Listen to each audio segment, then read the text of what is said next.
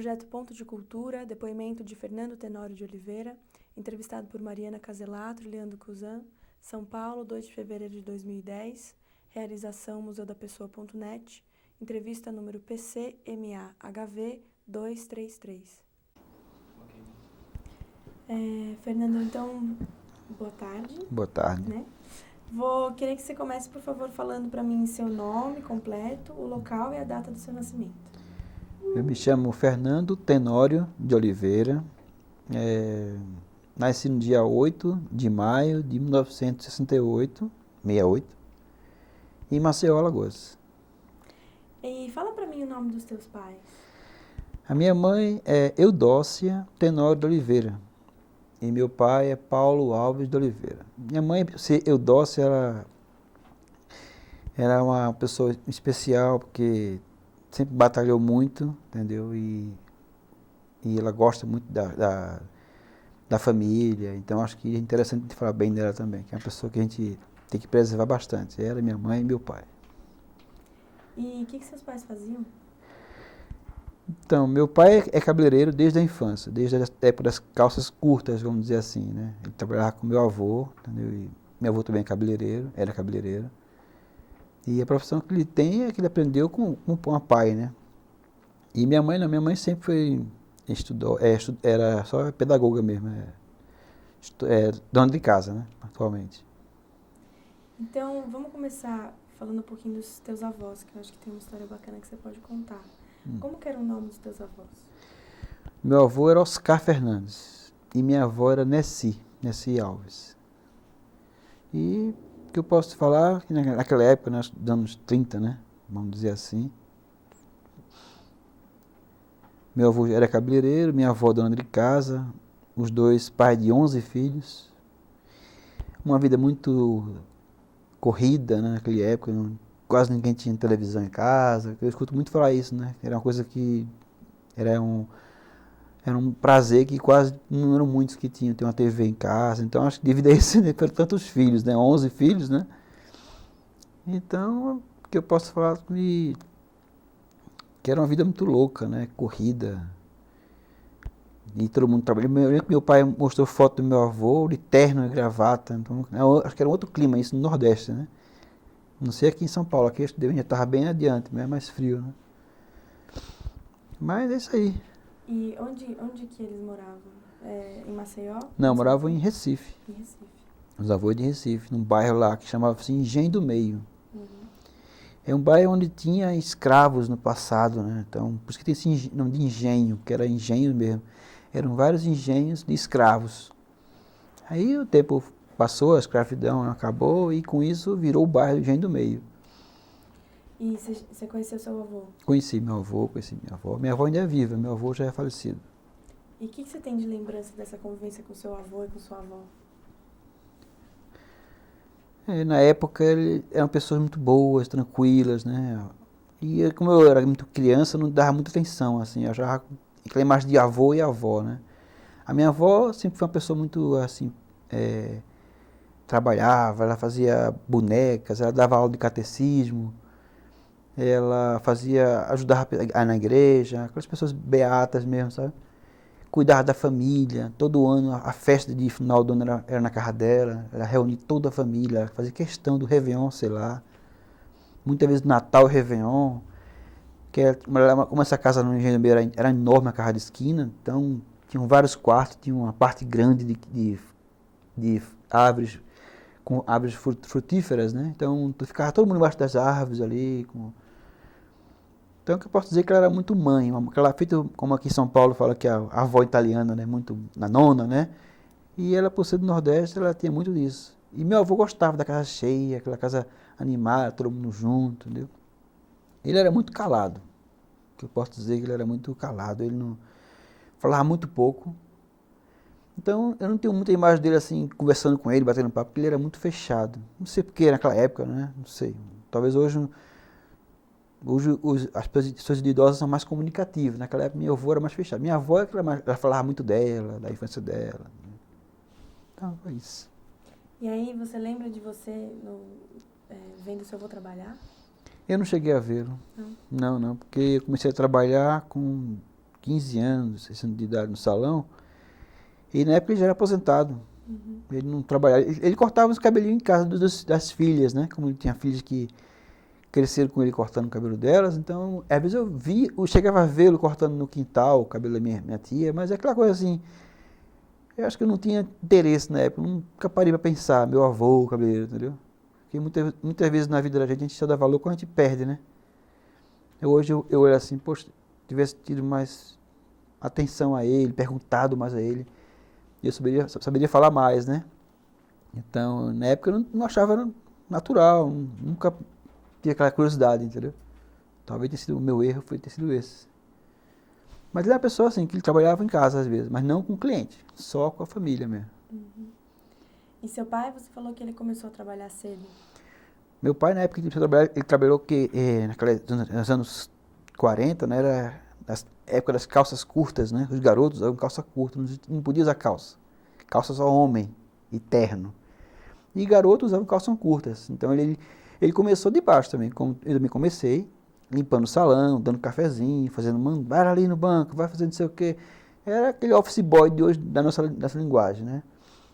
E ele foi aprendendo também, ajudando, auxiliando, porque todo bom profissional, acho que em qualquer área, tem que passar por todas. Para aprender a dar valor, para aprender a... Como é que você vai liderar um grupo se você não sabe fazer o que vai mandar? Então, tem que passar por tudo para poder ser um bom líder. Então, meu pai teve que aprender a ser humilde também, porque até eu passei por isso também no começo, né? Filho do dono do salão e eu varrendo o salão. E eu achava aquilo horrível. Às vezes olhava assim, mas eu tinha que varrer, meu pai, varra o salão. Eu ficava, pai, varra o salão, tem que varrer o salão. E isso eu fui aprendendo a ser humilde, porque até então eu era filho do dono. E eu achava aquilo absurdo. Mas graças a ele ter me feito passar por tudo isso, eu aprendi a dar valor, aprendi a ver, ter uma visão da vida diferente. Entendeu? Não ser hipócrita, não ser metido, entendeu? Como muitos erram, né, com os filhos, né? Então, descreve um pouco mais a sua relação com seu pai, como era o seu pai. Então, eu vim conhecer meu pai mesmo quando eu passei a trabalhar com ele. Porque toda a infância era de manhã, na hora do café, antes de ir para a escola. E à noite, quando ele chegava, para chamar a atenção, né? Que eu era muito danado, né? Danado é assim, eu dava muito trabalho. Então, eu cheguei em casa, minha mãe, olha, Fernando fez isso, aprontou, quebrou, não sei o quê. Então, eu apanhava. Então, eu passou a ser meu pai mesmo e amigo quando eu comecei a trabalhar com ele. Porque até então a minha visão de pai era pai, meu pai, minha mãe. Mas não tinha aquela convivência. Só no final de semana que eu ia para o campo de futebol, que a gente saía para passear, ia almoçar fora. Era pai assim, idolatrado, né? Então ele virou pai e amigo quando eu passei a trabalhar com ele. Aí eu comecei a admirar mais ainda meu pai, a conhecer o trabalho dele, a admirar o trabalho dele, que até então eu não gostava, né?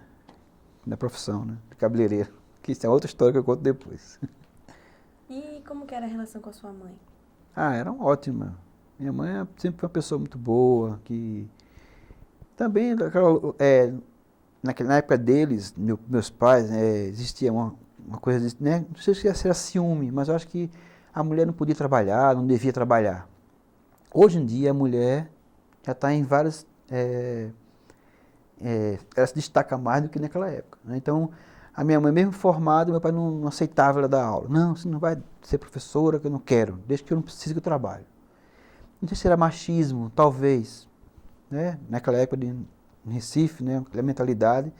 Hoje não, a coisa já evoluiu, já está em outros segmentos. Então, minha irmã era uma pessoa muito boa, vivia pra gente, né? Aquela dona de casa, aquela mãezona que cuidava, que ensinava no colégio, que levava para a escola, que buscava. Então, é uma visão de mãe, entendeu? Aquela mãe que acompanhou toda a nossa infância. Então é isso. Você sabe como é que eles se conheceram? Eles se conheceram assim, através de amigos comuns em Maceió.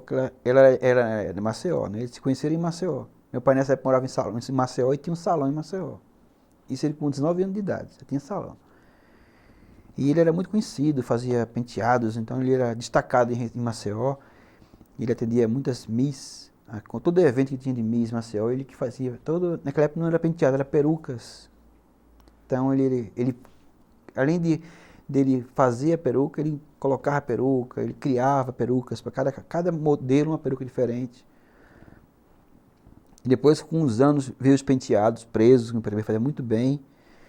E minha mãe era uma estudante, entendeu? Que era amiga de uma amiga que conhecia o salão, e frequentava o salão e se conheceram. E meu pai era solteiro, imagina, 19 anos, solteiro. Naquela época, carro era uma coisa assim, não é que era difícil, mas ele ia de táxi. Depois que teve a lambreta, né, dos anos 60, né, lambreta, que todo mundo tinha lambreta. Até ele cair, machucar, ele desistiu da lambreta. Então eles se conheceram nessa época, né, dos anos 60, onde tudo era diferente de hoje, né, onde o beijo era uma coisa que demorava, pegar na mão nem se fala. Então eles me contam muito a história deles, que foi um namoro mesmo, foram 8 meses de namoro, noivado e casamento. Eles namoraram, noivaram e casaram em 8 meses.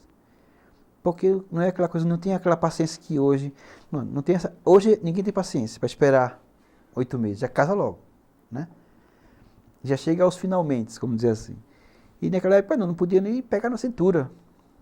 Nem mesmo tá que começava a namorar, quando pegava na cintura, eu esqueci, tira a mão da minha cintura, não pode. Era uma coisa que a mulher não podia deixar o namorado tomar uma mão na cintura. Então ela me conta muito isso, que era um namoro mesmo, de pegar na mão e sair de mão dada, entendeu? De se beijar no escurinho, aquela coisa bem, sabe? Eu acho que foi o fato de eu ter apressado o casamento, nesse sentido. E aí, você tem irmãos? Eu tenho um irmão de 35 anos, que é o Paulo Júnior, e tenho uma irmã, a Leila, que mora nos Estados Unidos, está lá já há 4 anos. Então, 2 irmãos. Ela que está lá, que estuda, e a gente sempre não foi muito fã, né, da área de estudo, então meu pai optava, você quer estudar ou quer trabalhar? Que eu acho o seguinte, você sabe que, né, hoje já é caro o estudo, naquela época também era caro, hoje está mais ainda. Então você pagar para um filho que não quer estudar, que quer faltar aula, que quer bagunçar e chegar no final do ano e não passar, não era meu caso, mas eu nunca fui muito fã, eu era aquele aluno que eu estudava no final, quando chegava perto do final do ano que eu estudava, ia para recuperação e passava. Então, já minha irmã não, ela dos 3 foi melhor, ela sempre passou de ano, tanto que ela terminou o segundo grau, no mesmo ano fez vestibular, passou em comércio exterior, cursou 6 meses, não gostou, trancou, fez relações internacionais, passou, então é uma pessoa que dá para investir. Tanto que ela é muito assim, decidida. Por isso que ela está lá nos Estados Unidos, está lá trabalhando lá, estuda mais ainda inglês, para quando voltar ter uma opção melhor de vida, né? Então é isso. E aí, quando vocês eram pequenos, como que era a relação de vocês? Então, no caso eu e meu irmão, a gente era 5 anos de diferença, então aquela coisa assim, era companheiro, saía junto, mas brigava muito, que é normal, né? Discute de irmão, né? Mas naquela época em Recife, já morava em Recife nessa época, eu tive uma infância que muitos não tiveram, não tem hoje, né? Então era infância de jogar bola, de caçar passarinho, de passear, de pescar, de jogar bola de gude, aquela bolinha no chão, né? Peão, tudo coisa que hoje o moleque não faz, né? Hoje é tudo internet. Então, videogame, quando surgiu o videogame, era muito caro, era o Atari, não era nem um Atari, era um que ficava com aquela base aqui, se lembra? Uhum. Uma bola que vinha assim, aí pum, aí batia. Aí tinha a opção de deixar a bola passar, era uma coisa que era, foi o primeiro videogame na época, isso nos anos 80, né? Então, era o primeiro e caro. Então, não podia como comprar. Então, a infância foi na rua, brincando, pé no chão, bicicleta. Foi ótima a minha infância. É uma pena que minha filha e as minhas filhas, que tem uma filha de 12 anos, né, que mora em Recife, não vai ter. Porque hoje tudo é mais difícil, né? Hoje é perigoso demais na rua. Como hoje, naquela época não era. Hoje é bem mais. Mas conta mais das brincadeiras, qual que era a sua favorita? A minha é papagaio. Eu gostava de pipa. Adorava pipa. Então eu fazia papagaio, preparava tudinho, pegava, subia no pé de coco, né? Água de coco, tirava aquelas talas, cortava, tirava o verdinho, preparava, lixava, pegava a linha, fazia toda a armação, cobria com papel, fazia uma rabada e ficava empinando, né? E fazia 2, 3, colocava nas costas e saia com ele na mão. E muitas vezes eu ficava dias, horas, né, ali, né, naquele sol escaldante, né. Eu tinha uma cor que de morar lá mesmo, não era de praia não, era de sol o dia todo. Teve até uma época que eu estava vendendo papagaio, tinha uns 12 anos, e eu estava empinando aquela pipa, né, num mato assim, né, que é tudo descalço, né, ninguém anda calçado. Ia andando e eu vendo aquele sangue lá embaixo, né, empinando, que sangue, e o sangue foi se aproximando. Quando eu olhei, quando eu vi, era meu pé, quer dizer, eu cortei que eu nem senti. E eu jogava também futebol, fazia as barrinhas de chinelo, ia embora deixar o chinelo lá, mesmo. Cadê o chinelo? Eita, eu tinha o chinelo lá, eu voltava, não estava mal o chinelo. Então foi muito boa a minha infância, graças a Deus eu posso falar que não foi tão boa quanto meu pai, que meu pai foi melhor ainda. Então que a gente escuta muita coisa do passado, né, da infância, né. Meu pai falava que ele também jogava bola.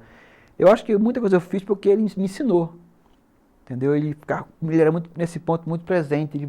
Ele fazia, olha, fazia os carrinhos de lata de leite, né? Pegava leite vazio, leite ninho, ou Neston. Eu pegava, quando esvaziava, eu enchia com cimento, colocava a tampa e prego. Aí enrolava, pegava antes de botar o cimento, vinha um ferro, fazia tipo uma armação assim na lata, uma alça, sabe? Aí colocava o cimento. Quando endurecia, aí aquilo virava tipo um carrinho de lata. Tudo que coisa do meu pai que me ensinou, né? Então a gente ficava brincando, eu achava muito interessante isso. Coisa que hoje ninguém tem, né? Ninguém nem vê. Só em eventos fechados, né? De família, né? E aí você falou que você era danado, aprontava bastante. Ah, eu aprontava. Eu andava com estilingue, né? Aqui lá chama badoque, aqui é estilingue, né? Direto no pescoço. Tinha até uma marquinha assim. Então, aquilo, quando eu vi um passarinho, eu tirava assim, já colocava uma pedra. Porque, sei lá, acho que hoje eu não faria isso mais nunca, né? A gente pensa diferente no adulto, né? Então, eu quebrava a vida da casa do vizinho. Ah, Maria, chegava reclamação lá em casa. Então, eu aprontava demais, sabe? Tirava fruta, às vezes estava num pé de mangueira enorme, alto, a gente ficava jogando pedra até a manga cair. Fora as brigas, né? Brigava muito na rua. Então, uma vez eu apanhava, brigava e tocava lá na porta de casa. A moça, minha mãe abriu, pois não, a senhora é mãe do Fernando? Eu sou. O que foi que houve? Só podia vir aqui, por favor. Aí minha você está bem carregado, né? O seu filho bateu no meu filho, olha o rosto dele. Aí eu me olhava assim, o que foi que ele fez? Ah, eles brigaram e quebrou o óculos do meu filho, então eu apanhava também por causa disso. Porque aí chegava em casa, minha mãe falava, meu pai, o Nando brigou na rua de novo. Então eu brigava muito, por besteira, porque eu sempre falei muito rápido, e eu nunca fui bom de argumento, então na hora da discussão eu não conseguia responder o argumento. Você é o filho daquilo, eu não conseguia falar, porque eu era gago, né? Aí eu acho que eu brigava mais por causa disso. Porque hoje, depois de adulto, a gente consegue argumentar, né? Então a gente consegue hoje, se eu estiver nervoso, eu consigo ouvir e consigo falar sem chegar ao extremo, né? Mas na infância a gente não pensa assim, a gente pensa em resolver logo a parada de uma vez só. Então a gente brigava muito. Graças a Deus que era infância, que hoje em dia eu sou da paz, eu evito confusão. Não vale a pena, né? Você lembra de alguma outra história boa, assim, dessas de brincadeira, que vale a pena contar? Deixa eu ver.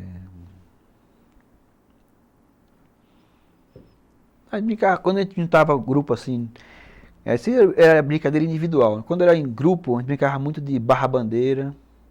Você lembra de barra-bandeira, não? Acho que a gente chama de pique-bandeira. Isso, pique-bandeira, queimado, adorava ficar queimado. Aí quando era a noitezinha, que tava as meninas no meio, aí brincava era pera-uva, salada mista, era muito gostoso essa brincadeira. Então juntava os meninos e as meninas, aquelas paquerinhas, né? E a gente começava a brincar de pera-uva, salada mista. Os meninos eram cúmplices dos meninos, né? As meninas cúmplices das meninas. Então quando era uma menina que a gente falava, essa eu quero beijar.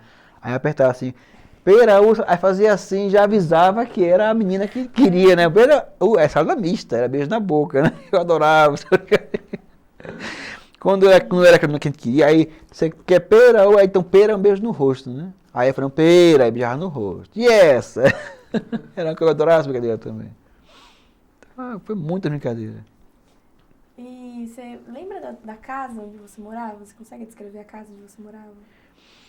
Eu morei num bairro durante muitos anos, do Ipicep. Acho que foi o maior tempo que eu morei lá em Recife, né? Ele é perto do aeroporto de Recife, aeroporto de Guararapes. Agora era o Aeroporto Internacional de Guararapes. E eu lembro que o avião passava por cima da minha casa.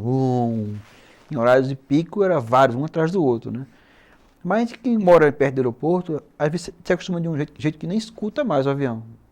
No começo é difícil se adaptar àquela zoada, bum, né? Depois você se acostuma com a zoada, passa despercebido quando passa, né? Então eu lembro que era uma casa muito boa e era própria, então meu pai, naquela mania de crescer, aumentou a casa, o quintal era grande, ele aumentou o quarto, então ocupou todo o espaço do quintal. Aí em cima do quarto dele, ele construiu levantaram uma piscina de acrílico, né? Acho que vende em todo canto aí. E já é pronta, né? Então ele fez toda a armação, colocou a piscina.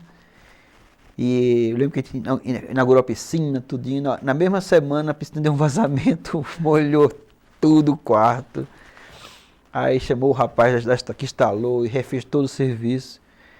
E era muito peso, né? Acho que era 30 mil litros de água, ou era mais. E tinha estrutura, não ia cair, né? Tanto que não caiu. Mas, assim, minhas pais tinham maior medo de ficar com medo de dormir, né? Embaixo aquele monte de água cair em cima dele. Aí desativou a piscina, ficou só quando eu ia usar que enchia, que antes ficava cheia direto, né? Então, acho que foi isso, uma fase muito boa, onde meu pai, quando época das crianças, meu pai tinha muito conhecimento, aí ele mandava passar um trator. Na frente da minha casa tinha um terreno baldio, sabe? Vendo assim, que nem cuidava, plano. Então o mato ficava alto e ficava ali durante meses alto, né? Mas quando era a época das crianças, meu pai, com o conhecimento dele, que ele tinha muito conhecimento, aí ele falava com o outro, e o trator passava, ficava tudo planinho no barro, né? E na época das crianças ele com outros pais, né, do bairro lá, juntava e fazia gincana. Fazia o pau do sebo. O pau do sebo é aquele ferro enorme, onde o cara passava sebo, né? Que é o sebo é o que? É o couro do porco, do boi, né? Derretido. Então ele passa com margarina misturado. Fica uma coisa que você não consegue subir. E no topo, aí colocava dinheiro, sabe? Isso para a infância, imagina, R$ 100 na infância. É bom demais, né? Tudo de bala, de chiclete e tudo, né? Então fazia aquela fila de menino, a cada um se jogar na areia, botaria no corpo para subir. E aí descia. E assim, até o último, porque quando a pessoa ia descer, ia tirando excesso, né? Então até chegar lá era o dia todo. Eu nunca consegui. Não. Então essa do pau do sebo foi engraçada. Então a gente ficava aquele dia todo com festividade, fazia um torneio de futebol, organizava 4 times, jogavam todos contra si, tinha um prêmio, um troféu, medalha. Então era interessante nessa época, né? Antes de trabalhar, né? Que até então eu era criança, como todo mundo, brincava. E aí tinha o espiribol, que era um tronco assim com uma corda e uma bola no final, que eu ficava brincando. Então era o dia todo de festa, né? Então eu cresci numa região onde essa casa era uma região que não tem muita criança. Então todo mundo era amigo, todo mundo era sempre junto, de manhã, à noite, era final de semana. Tinha festa, quando não tinha festa, fazia festa na minha casa. Que era festa, era o seguinte, à noite, no sábado, a gente ficava caçando, sabe? Aquele grupo de menino e menina atrás de festa, né? Ah, tem festa na casa de tal canto. Aí a pé andava quilômetros. Chegava na festa, era barrado, que não conhecia a dona da festa. Aí voltava tudinho a pé. Era uma coisa. Aí quando não tinha festa, a gente fazia nossa festa. Eu ligava a radiola, que na verdade é radiola, né? Hoje é som, né? Ligava a radiola, cada um trazia seus CDs, seus LP. Aí colocava LP para tocar e todo mundo a dançar. E eu lembro da passagem que naquela época a gente dançava a noite todinha, juntinho, né? Rosto coladinho. E quando tinha uma paquera, que não podia, que não era... Hoje é fácil demais, né? Naquela época não, a gente ficava a noite todinha dançando com o rosto colado no outro aqui. Aí quando ia chegando perto da boca assim, que já ia beijar assim, e virar para o outro lado. E ficava a noite todinha, rapaz, dançando. Aí quando ia chegar aqui assim, que ia beijar, virar para o outro lado. Até beijar, rapaz, era uma novela. Eram umas 3, 4 músicas. Era mesmo. E tem mais, se no caso o menino ficasse meio assim, agitado, né, como diz assim, excitado, aí ficava com vergonha. Então, era uma coisa que ele tinha muito assim, muito puro. Então, a paixão da infância naquela época era bem, acho que é diferente da de hoje, né? Acho que deve ser bem diferente da de hoje. Eu lembro que meu pai falava assim, a sua infância é muito boa. A sua geração é ótima. Eu disse, realmente, vocês passeiam, vocês têm festa. A minha foi bem diferente daquela época. Mas por quê, pai? Não, porque você hoje sai, namora, né? Já pega a menina, vai para um motel, curte, fica no bom, no melhor. No meu caso era diferente, eu tinha que ir para a zona, né? Que não tinha mulher fácil. Isso é mesmo, né, pai? Aí os anos passaram, eu falei, pai, bom era a minha época, que eu ia pra zona mesmo, não pegava nada. Vocês saem com a namorada de hoje em dia, pegam doenças, né? Fortes, como a AIDS, né? Então, já muda. A história já vem evoluindo de um jeito. Mudou. Então, naquela época, a gente passei para roubar um beijo era um sacrifício. Imagina o resto. É bem mais difícil. Então, eu posso lhe dizer que eu curti a minha infância, tive infância mesmo. A gente vivenciou isso aí, o namoro, entendeu? É claro que não foi tão, assim, difícil como aquela dificuldade dos meus pais, mas não foi tão fácil também, não. Você lembra de uma paquera em especial nessa época?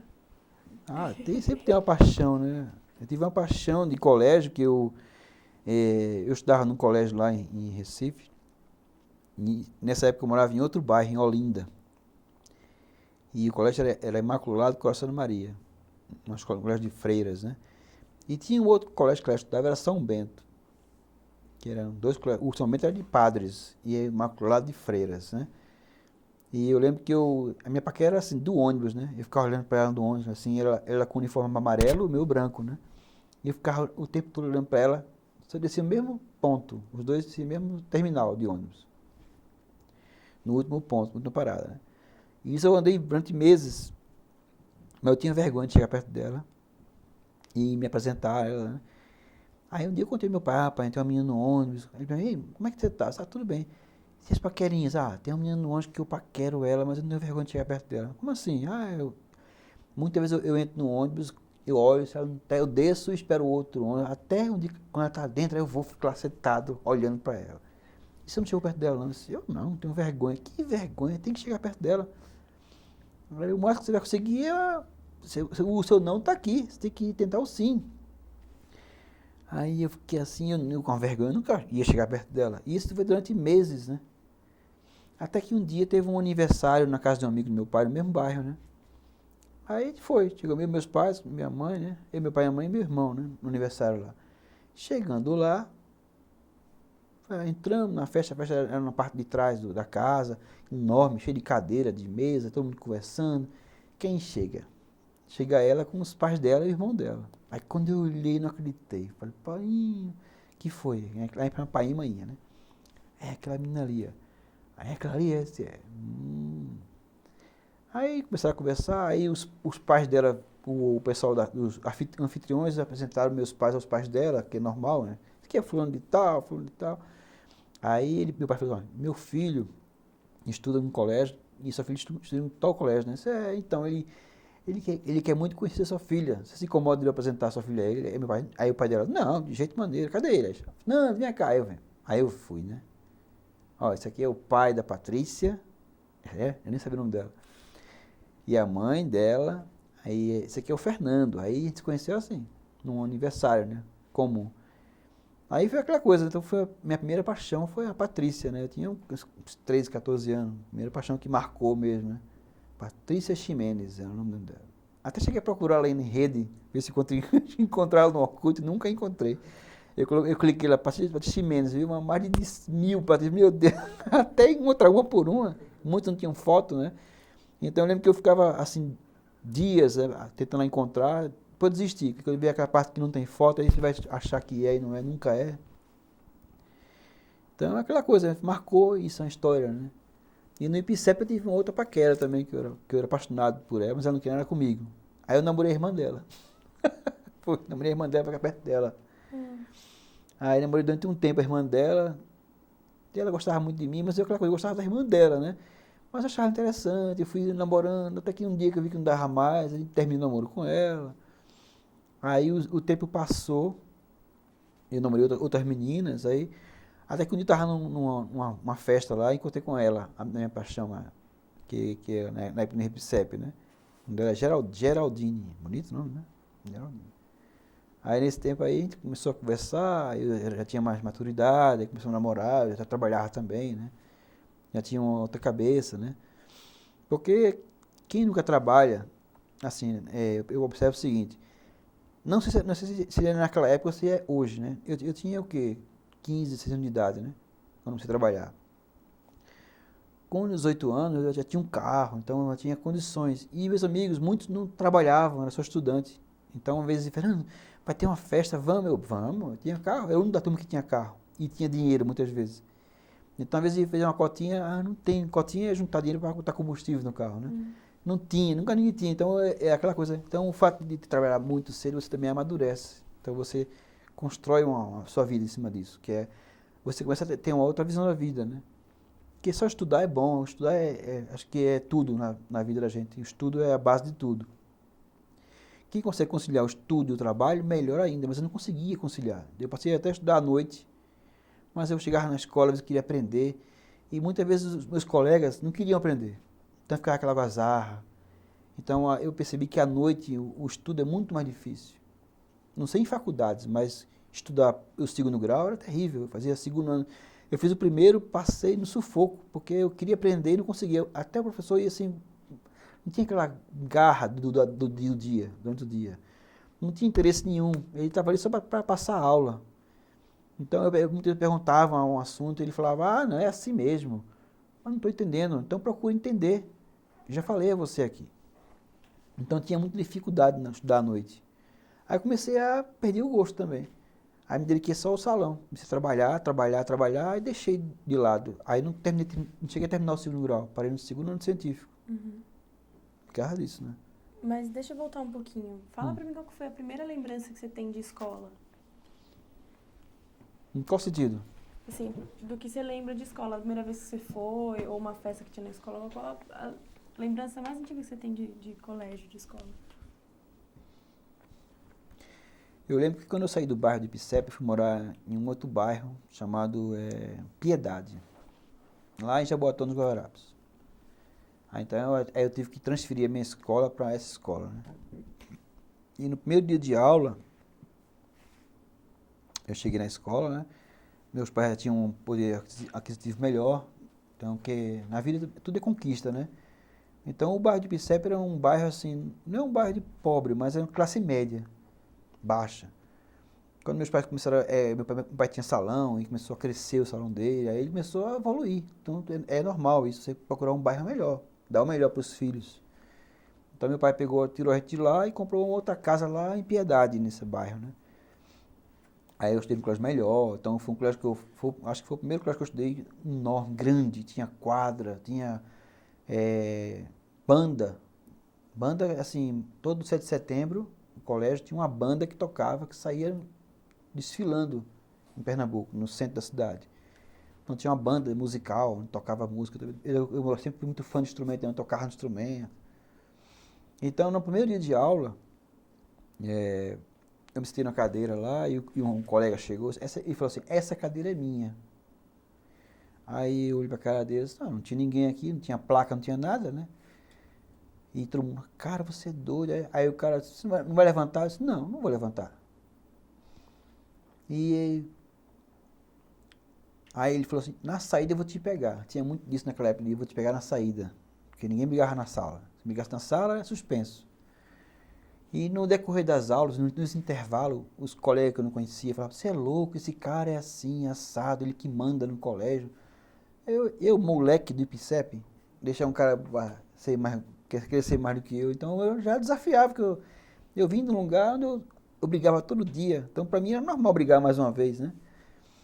Aí eu sentei lá, vi a aula todinha. Quando foi na última aula, ele nem compareceu, né? Aí eu falei, tá lá fora te esperando. Tá bom, aí eu fui descendo, naquela época a escola, o uniforme era de botão. Não é como hoje é. Às vezes não tem nem uniforme, né? Então eu fui desabotoei a camisa e coloquei aqui e fui descendo, né? Aquela fila de alunos descendo, né? Na hora de ir embora.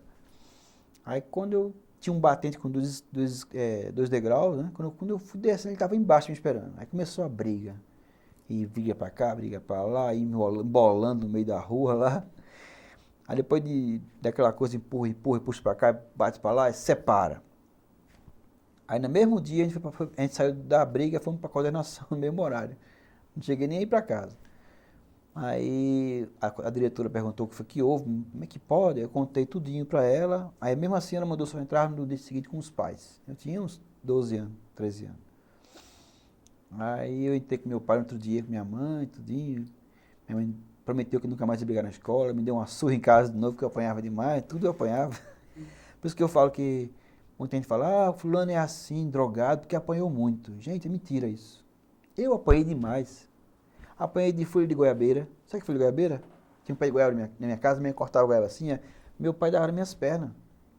Gente, mas também por que eu apanhei? Porque eu merecia, eu era muito danado. Se eu tivesse apanhado, hoje talvez eu não nem, se fosse o que eu, nem seria o que eu sou hoje, entendeu? Uma pessoa centrada, uma pessoa, um bom pai, bom filho, bom irmão. Porque senão eu acho que não é que vai acabar. Eu nunca fui tirar sangue do meu corpo, mas eu levava umas palmadas boas mesmo. Então, voltando ao assunto, eu cheguei em casa na noite, meu pai me deu uma surra porque eu briguei na escola, que não queria que eu brigasse, que você não vai para brigar lá, se brigar de novo, você sai da escola. E eu, deslumbrado com o colégio, aprendi a me acalmar, né? Aí no dia seguinte a gente voltou a estudar, tudinho, e esse mesmo cara foi meu melhor amigo durante todo o ano letivo. Foi tipo um respeito, né? A gente ficou amigo e eu convenci ele a mudar isso dele, né? Com o tempo, eu sempre muito bom de conversa, né? E eu falava, cara, não faz isso não. Vamos dar uma surra no fulano de tal. Cara, não faz isso não, para com isso. E eu nunca fui de brigar. Então, depois dele, nunca mais briguei na escola. Com medo de sair da escola. E ao mesmo tempo, quando eu conseguia evitar a confusão dele, eu falava, cara, deixa o cara. Não, vou bater nele, não faz isso não. Então, a gente ficou tão amigo que ele passou a me escutar. Ele era Fábio Borba, o nome dele. Fica interessante, né? Inclusive, ele mora aqui em São Paulo. A gente não se encontrou, a gente se falou por telefone, que encontrou o irmão dele é músico no aeroporto. E ele toca música em bares lá, tem CD, vende CD. Quando eu vi Borba, né, que é o sobrenome deles, né? Fui chegando perto, era o irmão dele que na época no colégio tocava no recreio, no violão, né? E ficava aquela turminha, né? Aí, cara, você é irmão do Fábio Borba? Sou. Eu, cara, rapaz, seu irmão tá morando em São Paulo, não acreditava.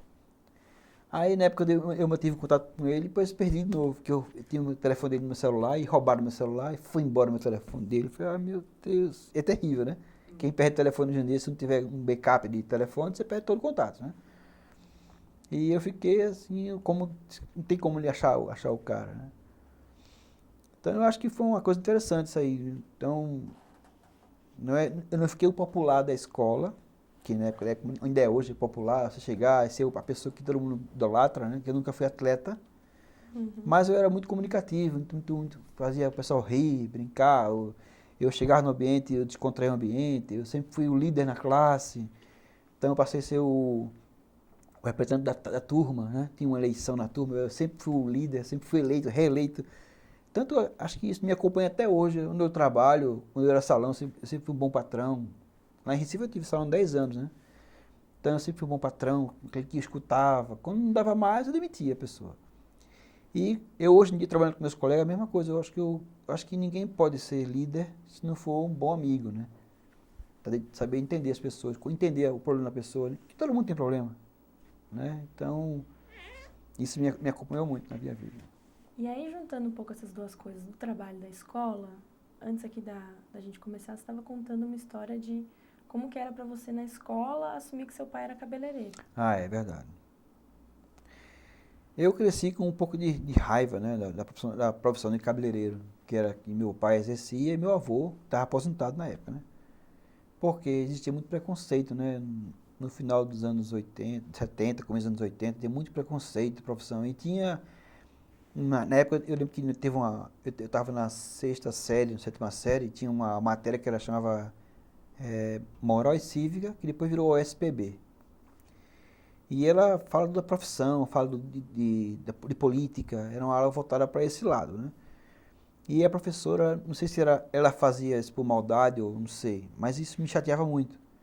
E ela perguntava, fulano de tal, seu pai, qual é a profissão dele? Aí o fulano de tal falava, meu pai é médico. Fulana, seu pai trabalha em quê? Meu pai é jornalista. Então, em cima da profissão, ela falava, queria que a pessoa falasse um pouco da profissão. E ela completava o raciocínio, né? E isso ia perguntando todo mundo, até chegar a vez do fulano, seu pai é o quê? É sapateiro. Aí todo mundo na turma ficava, entendeu? Não era uma profissão que tinha muito, assim, poder aquisitivo, que é destaque, mas, poxa, é uma profissão como todas, como é do lixeiro, né? Como é da prostituta, é uma profissão, infelizmente é uma profissão. Então a pessoa tem que saber o que é melhor para si. E quando chegava a minha vez, eu ficava louco, com vergonha. Aí eu falava, seu pai faz o quê? É cabeleireiro. Aí o U era bem maior, que cabeleireiro naquela época era gay, né? Então todo cabeleireiro era taxado como gay. Então eu saía na rua, saía da escola, teu pai é cabeleireiro, então é gay, né? Não, meu pai é homem. Pode continuar. Então, existe esse preconceito, né, em cima disso. Então o pessoal começou a ficar perguntando, teu pai é gay, teu pai é gay. E eu, por mais que eu falasse que não tem nada a ver, meu pai é cabeleireiro, meu avô era cabeleireiro, são homens, não tem nada a ver, mas existia um preconceito em cima disso. Então muitas vezes eu briguei na escola por causa disso, porque eu não tinha argumento. Então eu, além de falar muito rápido, eu era meio gago, então começava, batia mesmo, porque até argumentar que meu pai não era gay, não tinha condições, ficava nervoso, então eu parti para a violência. E eu cresci com raiva da profissão do meu pai. Então, muitos perguntavam, você vai ser igual ao seu pai? Quando estava numa roda de amigos de cabeleireiros, porque meu pai tinha amigos cabeleireiros, tinha família, então muitas vezes tinha a festa de final do ano, do salão que ele era dono, juntava todo mundo e se confraternizava, aí muitos perguntavam, e aí, Fernando, você vai ser igual ao seu pai cabeleireiro? Eu falei, Deus me livre. Não, não, não. Eu não queria ser cabeleireiro, porque eu tinha vergonha, eu sabia que eu ia sofrer com isso, preconceitos, né? E aí, o que você queria ser quando você era pequeno? Então, eu acho interessante essa pergunta, porque a minha família, parte de mãe, a maior parte era militar. Então, tudo do exército, da aeronáutica. Então, eu tenho tios que são coronel. Eu tenho um tio que é coronel e outro que é coronel, major da aeronáutica, aposentado, e o outro coronel. Um é médico e o outro mexe com aviação. Eu tenho um tio aposentado no Maceió também. Então, toda a família, quando se reunia, falava das viagens do meu tio, né? Eu tenho um tio chamado Eckstein, trabalha em Brasília. Ele é aposentado, no comando lá. Então, quando a gente se reuniu, todo mundo em Maceió, eu tinha uns 14 anos, né? Aí eu cursava o quê? Sétima série, né? Oitava série, não sei. Aí meu filho, você quer ser militar? Aí eu falei, não sei, tio, é muito bom, tem as viagens, mas você tem que decidir agora. Porque se você quiser, eu te passo uma indicação. Aí você vai passar 3 anos no Rio de Janeiro, vai cursar o segundo grau lá, já sai como terceiro sargento. Aí passa 2 anos em Brasília, aí vem como segundo tenente. Você quer, é uma outra profissão, você vê que tudo que eu construí. E na época, acho que deve ser bom mesmo, né? Mas eu era muito indisciplinado para ser militar. Falei, não é possível, eu não vou me adaptar lá. E tinha um detalhe que eu era muito apegado à família, muito família, pai, mãe, irmão, parentes. Então eu ficava pensando, pô, passar 3 anos fora, 3 anos sem contato, não tem férias. Então, quem quisesse me visitar lá no Rio, que é a Academia da AMAN, né? Agulhas Negras, não sei como é. Então, a gente ia pra lá, né? Ia ficar 3 anos isolado do mundo. Aí eu pensei bem, rapaz, vou pensar. E pense, me dê as portas até tal dia. Porque você querendo, eu te indico, passa uma carta e você vai direto, porque é militar, né? Tudo é fácil. Bom, aí tanto que eu pensei bem, meu pai, meu filho, pense bem, é isso que você quer mesmo? Aí eu falei, não sei, pai, então, vamos trabalhar comigo, tem um salão, aquilo tudo é seu, não vai ser meu no futuro, eu vou me aposentar, é seu, então para que você vai para o exército? Mas eu ficava, não, dentro de salão, Deus me livre. E isso foi me martirizando, né? Até que eu pensei em não ir, não, acho que eu não vou seguir o exército, não. Vou ficar em Recife, vou estudar e fazer alguma outra coisa, né? E eu optei por ser cabeleireiro, né? Que aí foi quando meu pai, eu tinha uns 15 anos, né? Meu pai falou assim, olha, a moça que trabalha no caixa comigo, ela tá grávida e eu acho que ela vai ter neném por esses dias. Se ela sair de licença, você entra no lugar dela. Mas pai, qual é o problema? Você vai ficar no caixa. E minhas férias, que férias o quê, rapaz? É o nosso dinheiro, nosso ganha-pão, aquela coisa de argumento de pai, né? E eu lá, nem o que aconteceu, saiu de licença, maternidade, e eu tive que trabalhar o mês de dezembro todinho, que era o mês de férias de qualquer criança, né? Então, pessoal, eu todo dia ia trabalhar de segunda a sábado, todo mundo jogando bola. Os amigos chegavam à noite lá, e vem amanhã tem jogo. Eu falei, cara, não posso. Mas por quê? Eu vou trabalhar. Tô trabalhando, né? Tô. Mas tu, aonde? Meu pai, não acredito. Então, eu comecei a me afastar dos amigos, que era muito amigo, né? E eu comecei a trabalhar com meu pai, mês de dezembro. Todo dia, ia a pulso, com raiva. E fui trabalhar, e aquela coisa toda. E comecei a ver a coisa por outro ângulo, né? Que até então, é que eu falei a vocês, meu pai era amigo, mas eu não pai assim, pai, né? O pai. Aí a pessoa passou a ser pai e amigo. Começamos a ficar mais tempo junto, então almoçava juntos, estava sempre junto, o dia todo junto, ele conversava muito comigo. Então, a gente começou a ter aquela convivência maior de pai e filho, né? E aí comecei a gostar da coisa do salão, né? Do movimento, das pessoas que trabalhavam lá, tudo. E a primeira coisa que eu aprendi no salão, com 15 anos, foi trança, que na época dos anos 80 era muito uma coisa que todo mundo usava trança, todo evento. Então, eu manusear cabelo com trança, aí vai mostrar a mim assim, pega assado, eu fui aprendendo trança. Então, antes de tudo, eu aprendi trança, que é uma coisa difícil, que hoje em dia, na época era muito novo, assimilava muito rápido, né? E pronto, isso foi em 1983. Então, tinha uns 15 anos, acho. Comecei a trabalhar com ele em dezembro e não parei mais. Quando começou as aulas em janeiro, em fevereiro, aí o pai falou, eu estudava de manhã, né? Então vou te colocar à tarde. Aí você trabalha de manhã e estuda à tarde. Aí, não, pai, deixa de manhã que a tarde é maior, até a noite, então tá certo. Aí, então eu estudava de manhã no mesmo colégio e já saía direto para o salão, almoçava no salão e trabalhava a tarde toda. Aí nesse meio tempo já não era mais caixa, né? Já ficava ali, filho do patrão, né? Organizando o salão, limpando o salão. E o meu grande dilema, acho que o fato de ser filho do dono, eu sofria muito, assim, porque eu acho que não aceitava muita coisa, né? Mas meu pai sempre foi, em termos de educação, ele sempre foi rígido, né? Então ele falava, não, você tem que varrer o salão. Mas pai, varrer o salão cheio. Qual é o problema? Varra o salão agora.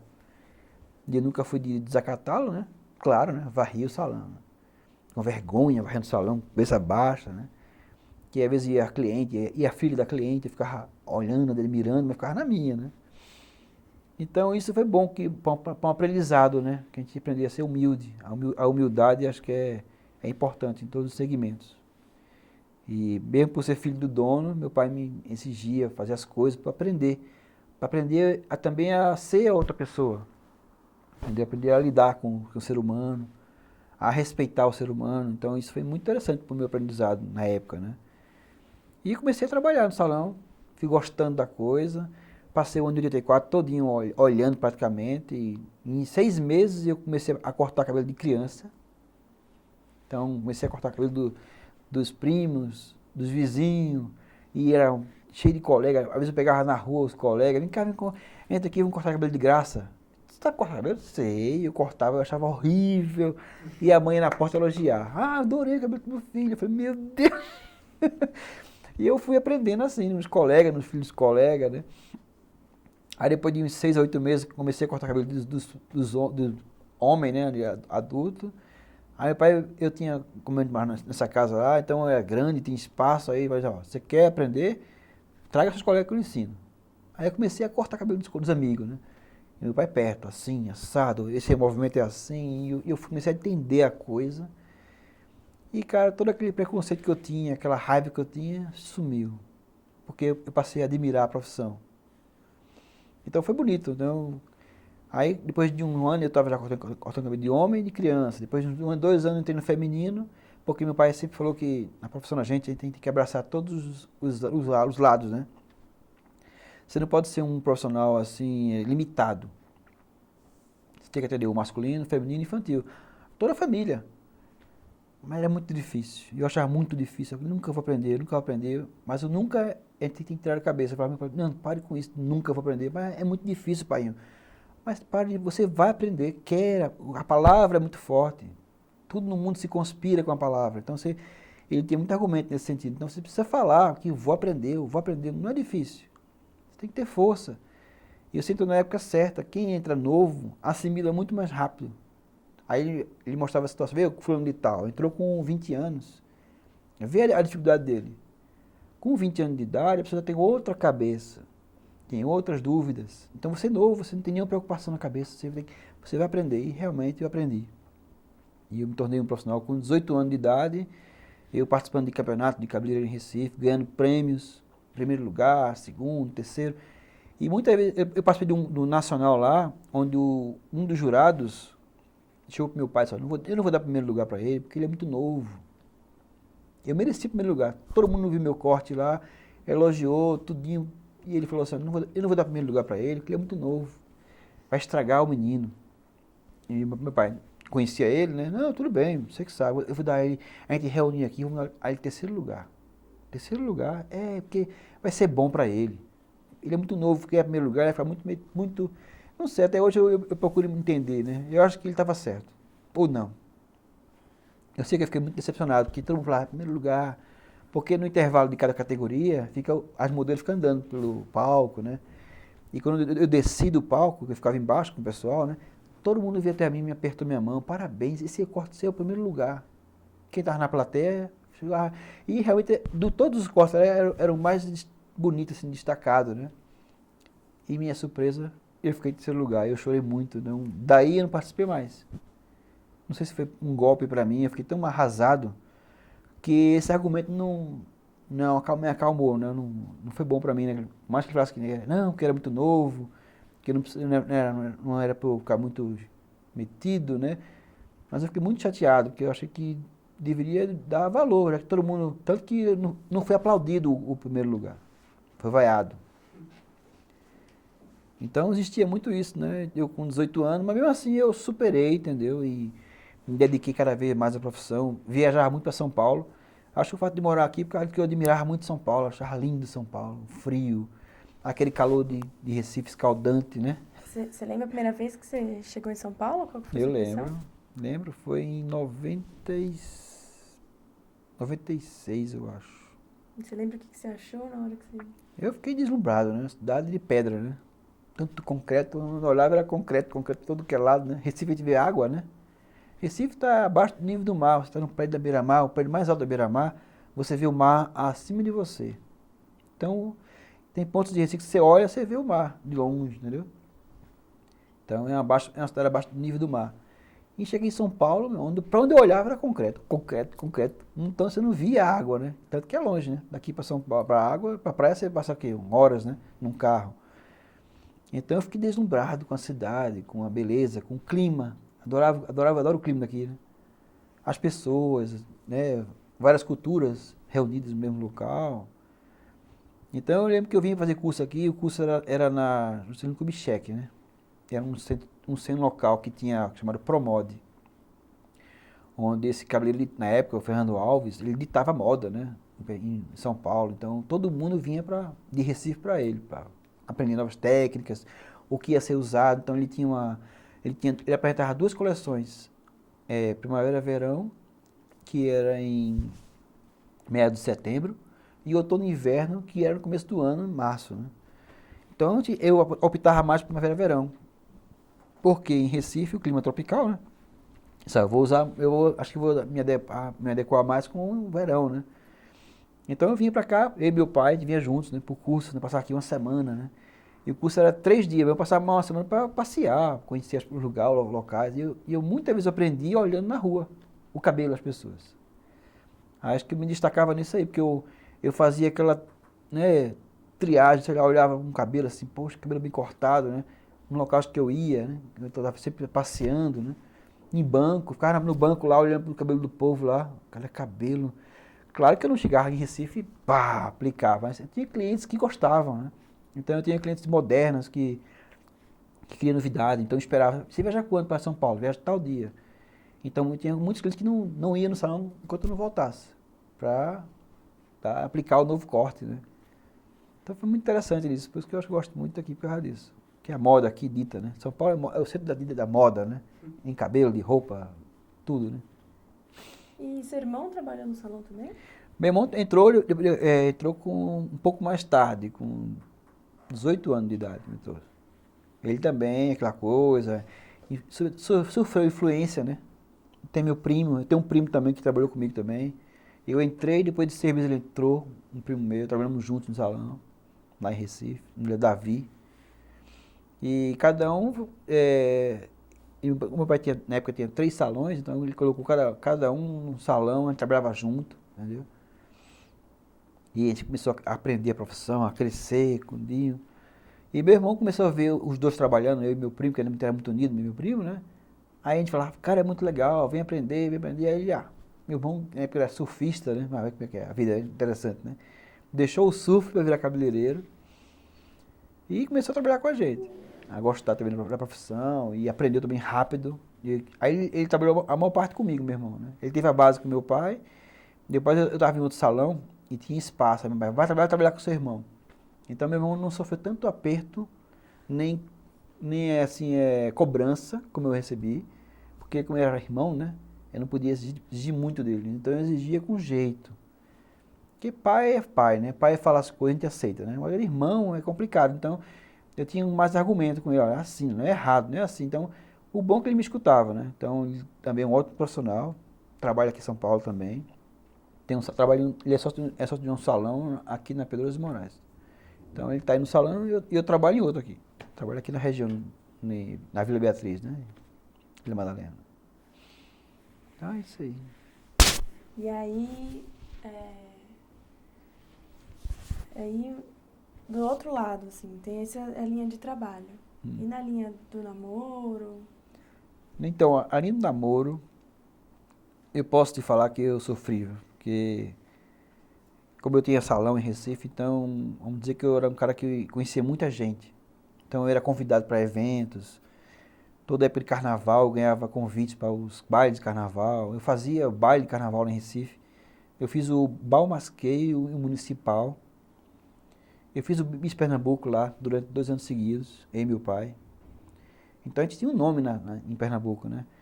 Então eu era conhecido, quando eu chegava, o pessoal me identificava como Fernando Delos, que era o meu salão lá em Recife. Então o pessoal, nesse meio tempo, tinha as paqueras, né, as namoradas. E tinha uma delas que eu namorei, que eu me apaixonei bastante, mas eu sofri muito preconceito com o pai dela. Eu lembro que ela era uma pessoa de posse, né, o pai dela morava na beira-mar de Boa Viagem. E eu querendo conhecê-la, né, conhecer o pai dela, a mãe dela, eu chegava na porta dela, naquela época não tinha celular, né? Então a gente chegava na portaria e interfonava. Aí ela, quer que eu suba? Ela falava, não, eu tô descendo. Eu ficava lá embaixo, esperando 10, 15 minutos. E foi durante um mês isso, né? E ela evitando de eu conhecer os pais dela. Tudo bem, mas um cara que eu tinha salão, né? Também tinha uma condição legal, né? Mas existia preconceito, né? E eu não sabia, né? Eu tinha uns 19 anos, 20 anos. Foi o meu primeiro preconceito em termos de namoro, entendeu? Aí eu lembro que depois de um mês, aquela coisa que não tinha como evitar, ela falou, ó, vai ter um aniversário da minha mãe no domingo. Vai ter um almoço lá em casa, aí eu acho que eu vou falar para meus pais para você ir. Não, claro, que a gente não pode sair, você vai almoçar com a gente, vai estar minha família toda lá, tudo. Que legal. E aí chegou o dia do almoço, né?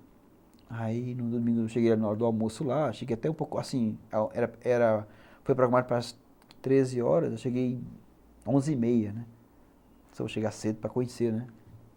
Aí quando cheguei lá na casa dela, a interfoneira, pode subir. Eu subi, quem abriu a porta não foi nem ela, foi o pai dela.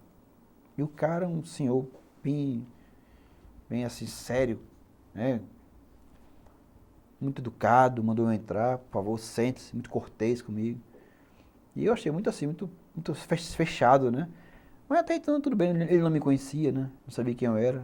Sabia que eu era o namorado da filha dele. Aí nesse meio tempo ele e a minha namorada não vinha, né? Eu na porta, lá na sala com o pai dela, né? Aí eu perguntei, a sua esposa, dona fulana? Aí ele, ela está lá dentro. Mas foi bom que a gente teve uma conversa antes de elas chegarem. Aí eu olhei assim, aí ele falou, você trabalha em quê mesmo? Aí eu sou cabeleireiro, eu tenho um salão de Boa Viagem, aqui, eu tenho um salão de beleza aqui em Boa Viagem. Você é cabeleireiro? Eu disse, sou. Ela não falou ao senhor, não? Não. Ela falou que você tinha um salão. Achava que você era o dono. Eu sou o dono e trabalho. Você é o dono e é cabeleireiro do salão? Eu sou. Aí ele ficou sério, né? Aí eu falei, por quê? Porque eu não tenho bons olhos para isso, não. Você pensa em mudar de profissão? Eu disse, não. Por que mudar de profissão? Minha profissão é uma profissão que vem de família. Meu avô é cabeleireiro, aposentado. Meu pai é cabeleireiro. Nós temos salões em Boa Viagem, outro em outros bairros. Nós temos 3 salões e cada filho está em um. Não, mas eu não tenho bons olhos para isso, não. Você pensa em mudar de profissão? Eu disse, não. Tá. De repente, né? Se eu sou um padrinho para ajudar, você pensa em montar o quê? Está disposto a mudar de profissão? Que minha filha gosta muito de você. Mas eu não vejo no futuro minha filha casada com cabeleireiro. Aí eu olhei para a cara dele assim, isso foi o meu primeiro contato com o pai dela. Aí demorou um pouquinho, ela chegou na sala. Quando ela entrou na sala, ela viu o clima tenso no ar, e eu bem sério, né? Aí eu respirei, não respondi ele. Aí ela chegou, conversou comigo, bateu um papo, ficamos ali, mas eu não consegui descontrair. E o pessoal foi chegando, os parentes dela, tudo chegando, me cumprimentando. Até tinha pessoas que me conheciam, né? Ah, o seu Fernando, pai, como é que vai? Tudo bem? Aí, olha, dona fulano de tal, no caso a mãe dela. Esse aqui é o melhor cabeleireiro de Boa Viagem. Eu ouço muito falar dele, não sei o quê, não sei o quê. A mãe dela é super educada, né? Mas eu também senti que ela meio tinha uma barreira assim, né? Parece que eu estava com uma doença contagiosa. E isso, eu senti a festa toda, o almoço. E como eu não podia ir embora, então eu tive que ficar lá, né? Aí, quando deu umas 2 horas da tarde, assim que acabou o almoço, estava na sobremesa, eu fiquei por ali, me levantei, aí eu falei para ela, eu preciso ir embora. Mas já? Você vai embora? Mal chegou? Pois é, mas eu tenho que ir para casa, porque eu tenho que resolver uns problemas. Mas aí a gente se fala mais tarde, eu te ligo mais tarde. Mas eu não vou nem falar com ninguém, para ninguém perguntar, porque eu vou embora. Então eu vou sair, como diz a francesa. Você vai me levando até a área de serviço e eu saio e ninguém vai ver. Dá um abraço para sua mãe, para seu pai. Tá bom, aí eu saí, cara, eu fiquei arrasado, chorei nesse dia pra caramba, senti, entendeu? Aí eu vi que tudo que eu passei no passado, na infância, eu ia enfrentar no futuro, né? Mas isso me deu força mais ainda, e provar que não tem nada a ver. Os melhores cabeleireiros de São Paulo, e eu vou a vários cursos, são homens, entendeu? Então, é uma profissão como outra qualquer. Infelizmente, tem os gays que abraçam a causa, gostam, né? Mas não tem nada a ver, acho que cada um tem seu gosto, né? Então, eu não tenho nada contra o ser homossexual, eu sou hétero, não tem nada a ver. Acho que cada um tem sua escolha, né? E não tem como esse negócio. E eu já passei uma outra saia justa, uma outra namorada, e estava no aniversário também, e chegou o ex dela lá na festa. O pai dela fica brilhou os olhos pro ex, quando chegou o ex. O pai dela, na época, até me tratava bem, sabe? Isso era uma outra namorada. Aí o cara veio até mim, então você é o Fernando, sou. Tudo bem? Ele apertou minha mão, quase quebrando meus dedos. Tudo bem, eu segurei a força ali, né? Aí, depois de muito tempo, eu tava lá, tem um snooker lá, jogando snooker com o pessoal, descontraindo, tomando cerveja. Aí ele chegou, e aí, você é homem mesmo? Aí eu falei, sou. Porque todo cabeleireiro é gay, né? Aí eu disse, não, nem todos. Você faz o quê? Eu sou bancário, gerente de banco. Ah, tem muito gente de banco gay. Tem uns 4 gays lá no salão. Aí ele olhou pra minha cara assim. Tem muito gerente, tem muito advogado, tem muito juiz, tem muito padre. Essa aí é uma opção de vida, né? A cada um que escolhe. Não tem nada a ver. Aí ele ficou nervoso que ia bater em mim lá. Porque ele achava que ia me ofender e eu ia ficar calado, né? Então são argumentos que a gente passa. Isso infelizmente acontece. Mas toda profissão tem. Então eu acho que, infelizmente, eu tenho que saber administrar isso. Como hoje, com 41 anos, eu administro, eu acho normal isso. Então, não me incomoda como naquela época, né? Hoje eu tenho outra cabeça, eu trabalho com gay, então eu acho que é normal. Tem qual o problema, né? Então, faz parte da vida mesmo. E você chegou a trabalhar com alguma outra coisa? Eu trabalhei durante a minha profissão, eu era sócio de um time lá em Recife, Náutico Náutico Clube, né? Náutico Capibaribe. E eu tinha um amigo que ele fazia parte de uma comissão do Náutico, assim, que organizava eventos. E eu, como era torcedor, vivia no time, no grupo, vivia no campo. Aí ele falou, cara, você não quer dar uma força lá não, gente? Ah, força como? Então a gente vai juntar um grupo para organizar o carnaval do Náutico. Quer participar com a gente? Eu falei, eu adoro festa, né? Ah, vamos. Tem que fazer o quê? Primeira coisa é correr atrás de patrocínio. Você tem amigos de patrocínio, com clientes? Eu tenho. Aí eu peguei, fiz uma lista de clientes que eram conhecidos na região, que tinha posse, né? Aí eu peguei meu irmão, saímos para um lado, e eram 6 amigos, né? Cada um saiu para um lado, para arrumar patrocínio, para cobrir a despesa do carnaval, né? E com o meu conhecimento do meu irmão, que também na época tinha salão, a gente conseguiu vários patrocínios, né? Mais do que os outros, claro, né? Que a gente chegava lá, ó, Náutico, pá, e eu mostrava todo o projeto. Quer entrar, a cota é tanto, você quer entrar com quanto, quer investir quanto. E eu tinha muito argumento, né? Então a única profissão que eu entrei foi essa. Só que no final não deu certo, porque a receita foi muito maior, o gasto foi muito maior, então não deu para cobrir. No final tivemos que vender um carro, porque como a gente tinha assinado coisa, dado cheque meu, que muita coisa a gente fez com o nosso nome, né? E como eu era o único que tinha, aí meu irmão que tinha estabelecimento, então era tudo no meu nome. Então a gente teve um gasto de R$ 25.000 na época. E eu tive que vender um carro e o resto pagar assim, em longas prestações, porque foi uma coisa que foi na época da mudança da moeda, né? Então foi tudo muito rápido, né? Então eu acho que a queda financeira foi em termos disso aí, que eu entrei num lado que eu não conhecia e confiei em pessoas, no final ninguém me ajudou. Os 4 tiraram o corpo e eu e meu irmão que tinha estabelecimento, que tudo era no nosso nome, a gente assumiu a boa parte. Então o que a gente levantou, a gente cobriu. E o que não levantou, tivemos que pagar.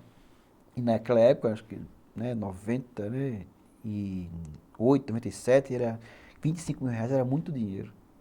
Hoje talvez não, né, mas naquela época era muito dinheiro. Então tivemos que desfazer, entendeu, de bens para pagar. Era ameaça, era polícia na porta do meu trabalho, imagina, cobrando. Claro, o cara fez o negócio, quer receber. Então eu tive que sentar com todo esse pessoal, eu vou pagar por quinzena, por semana. Então eu fui separando assim, o rapaz da fotografia, paguei por mês, o rapaz da camisa, paguei por mês. E eu fui, sabe? Foi uma coisa de louco. Então o único erro meu foi esse, ter saído da profissão. Acho que você mudar de profissão hoje em dia é muito sério. Tem que entender. Às vezes chega clientes para mim e fala, vamos montar um salão, eu fui demitida, fui indenizada, tenho uns X mil reais para investir, o que você acha? Eu falo assim, olha, numa boa, o que você faz da vida? Ah, eu trabalhei com contabilidade, não sei. Por que você não monta um escritório de contabilidade? O que é que você entende? Você vai pegar o seu dinheiro, você suou, você trabalhou toda a sua vida montando um salão, isso não dá certo. Você não vai tirar ele todo. Então, eu aconselho você a investir no seu negócio. Porque trabalhar, então é o que eu falo, você tem que ser investir no que você sabe. Então, meu maior erro foi ter entrado numa área que eu não entendia, que eu não conhecia. O meu erro foi esse. Então, mudei só essa vez. Agora, assim, até voltando um passinho atrás, você começou a trabalhar novo e acabou adquirindo uma independência financeira mais novo até do que seus amigos estavam falando. Como que isso influenciou a tua vida, assim? O que foi mudando a tua vida nos seus hábitos e o que você fez com a primeira grande grana que você recebeu, assim? Então, a primeira grana que eu tive, eu comprei um carro, né? Que naquela época, carro era tudo, né? Todo jovem quer ter um carro. Então, eu, com menos de 18 anos, eu tinha um carro. Já andava com carro sem documento. Então, meu primeiro carro foi um Fiat 147, que é um carro da moda. Aí hoje, como eu fui Fiat de Uno. Então, foi um carro que eu consegui comprar, era de um tio meu. Aí, eu dei uma metade e fui pagando o resto por mês, né? Prestação, né? Ele me vendeu assim, ele foi quase um presente, né? Então a minha primeira conquista foi o carro, que eu era tudo, que eu arrumei o carro, coloquei som no carro. Eu lembro que o som na época era aquele som de bandeja. Você lembra? Que o som era acoplado, tinha uma entrada, uma gaveta que encaixava. Aí quando chegava no bar, tirava, ficava no bar assim, um trambolho. Hoje em dia é só a frente, né? Naquela época era um som de bandeja. E muitas vezes com vergonha de colocar na mesa, ou então alguém roubar, eu colocava embaixo do banco. Eu pegava, tirava assim, enfiava embaixo do banco, fechava o carro e ia para a festa. Na volta, eu pegava, puxava o som, encaixava, ligava o som e ia embora. E a minha chatice foi quando eu cheguei no carro e o som não estava lá. tinham roubado o som. E eu tinha pago já a flanelinha. Eu peguei, você, eu não vi não, moço. Como é que não estava olhando os carros aqui? Eu procurei o som, desci do carro desesperado, não estava em canto nenhum, tinham roubado. Entraram com a chave, que eu nem sei como é que abriram o carro, perfeito. Tiraram o som, rapaz, fiquei louco. Então, a minha primeira conquista foi essa. Depois nesse tempo, eu comprei cavalo, eu adorava cavalo também, então eu fui num leilão uma vez de cavalo, né? Com meus pais lá, uma turma boa, e nesse leilão teve um desfile de country. Aí o cara que organizava era cliente meu, falou, você quer participar? Como assim? Ah, você vai lá, faz os cabelos das meninas, aí eu te dou uma mesa, vai ser bebida e comida à vontade a noite toda. Ah, eu quero. E o cabelo, eu não te pago nada. Ah, tudo bem, aí você divulga o salão. Aí foi um espaço lá que tinha bem legal, country, sabe? Aí lá vai eu com a minha equipe lá, preparando as meninas tudo no salão. Quando foi à noite, eu fui só soltar os cabelos e elas entraram na passarela com roupa de country, né? Bota, chapéu, né? Então o cara falando, locutor, patrocínio dos cabelos delos cabeleireiros, as cabeças, as melhores cabeças do Brasil. Aí o cara fazia aquela, né, divulgação, né? Aí depois do desfile, começou o leilão.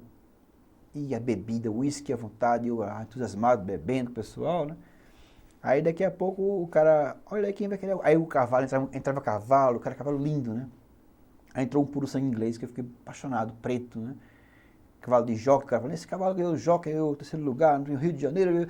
Aí eu, na brincadeira, vou levantar o braço, que eu acho que alguém vai em seguida, né? Eu levantei o braço. Aí, olha, eu vou dar ali uma, vou dar ali duas, vou dar ali três, vou vender, tá vendido. Eu falei, meu Deus, quem foi? Comprei um cavalo. Como é que é, rapaz? Comprei na brincadeira. Tu é doido. E não podia voltar atrás. Leilão é assim, você levantou a mão, não tem como voltar atrás. Você paga, divide em X parcela, mas o cavalo é seu. Aí eu fui lá pro cara que organizava, eu levantei o braço brincando. Brincando? Senhor, aqui não é brincadeira não. O senhor Felipe tem que levar o cavalo. Ou não, o senhor vai ser preso. Eu falei, ixi, é assim, esse é. Puxa vida. Porque não tem como o cavalo voltar para ser leiloado. Mas eu fui o primeiro a levantar, achava que eu ia levantar, ninguém levantou. Mas é assim. Eu falei, meu Deus. Aí meu pai, você é dono, olha o cavalo enorme, puro, esse cavalo de joca, eu nunca montei nele. Aí eu cheguei no cavalo lindo, preto, enorme, né? Era Batistão o cavalo. Aí o cavalo campeão, tinha todo um histórico, né? Nunca ganhou o primeiro lugar, mas ganhou 2 terceiros lugares e um quinto no Rio de Janeiro. E estava em Recife, lá, no leilão lá. E eu não entendi nada.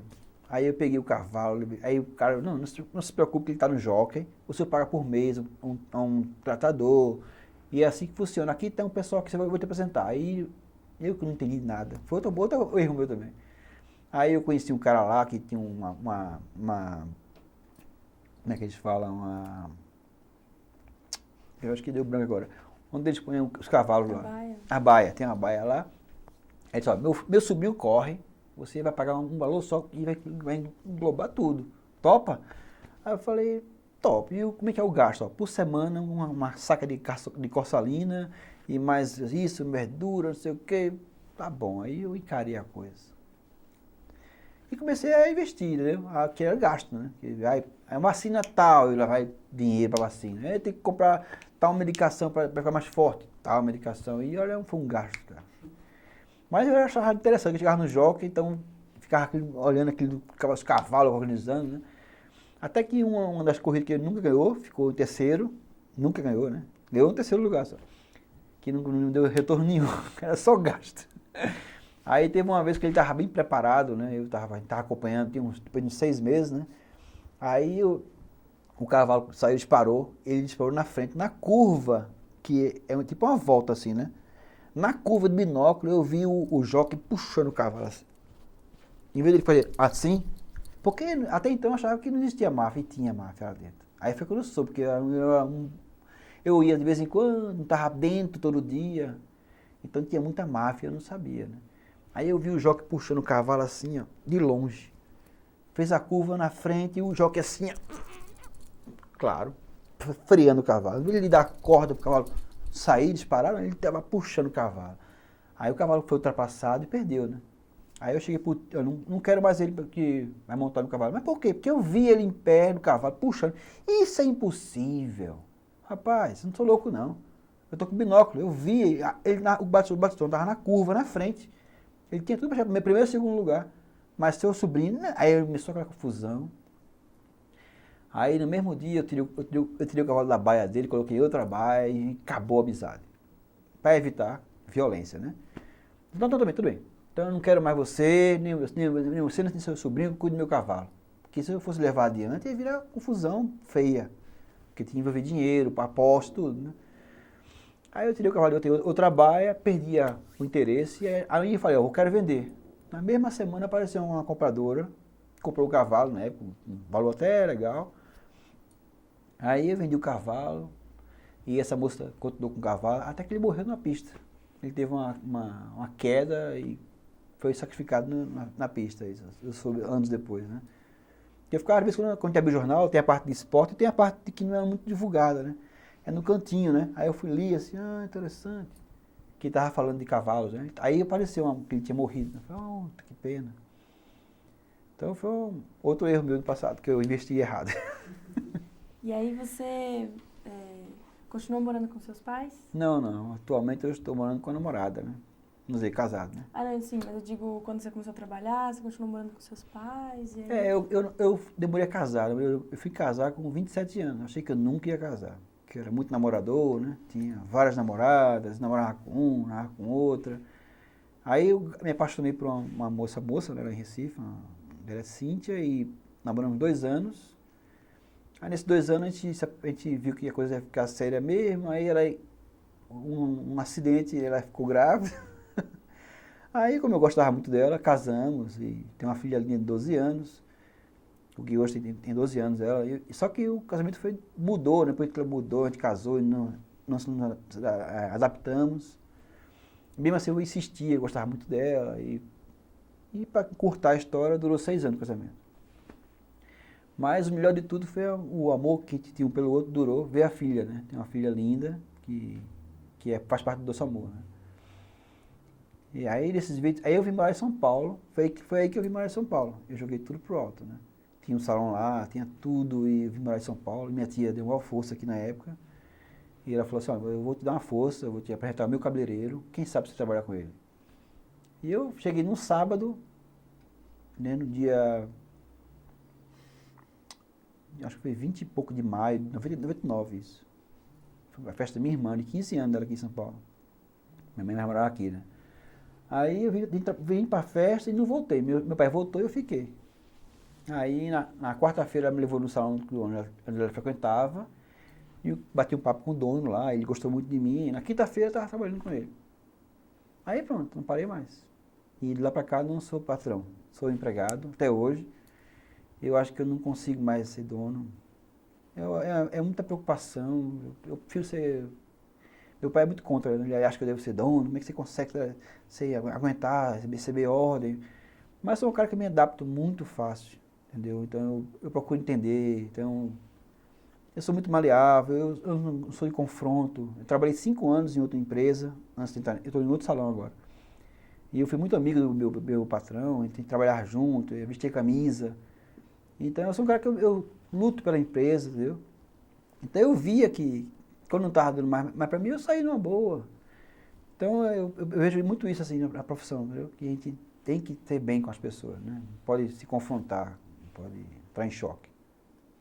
Então é isso aí. E aqui em São Paulo, como foi começar a morar aqui? Seus pais já moravam aqui, é isso? Morava aqui, minha mãe já morava aqui com meu pai. Meus pais eram separados na época. Eles tiveram uma crise e eu morava com minha irmã em São Paulo. Aí eu fiquei morando, eu, minha mãe e minha irmã aqui em São Paulo. Aí depois de uns 2 anos de morando aqui, no mesmo ano, em 2000, no ano de 2000, meu irmão sofreu um acidente lá em Recife. E bateu o carro, bateu num poste. E ele ficou internado em coma durante os dias. E eu acho que ele está bem, né? Superou tudo, mas uniu muito meus pais. O drama, né? O filho, né? Aí meu irmão se recuperou, voltou a trabalhar, tudo. E minha mãe viu que ele estava bem e voltou para São Paulo. E meus pais começaram a namorar por telefone. Aí eles viram que tinha muito amor ainda. Mesmo depois de 3 anos separados, existia muito amor entre eles. Aí se deram uma chance e estão até hoje juntos. moram juntos aqui em São Paulo, estão bem pra caramba.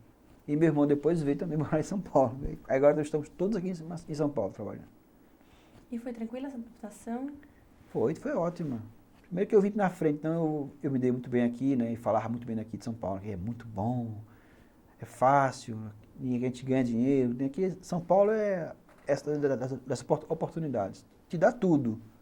Cabe a você aceitá-las, né? Quem gosta de trabalhar, quem quer trabalhar, consegue tudo aqui em São Paulo.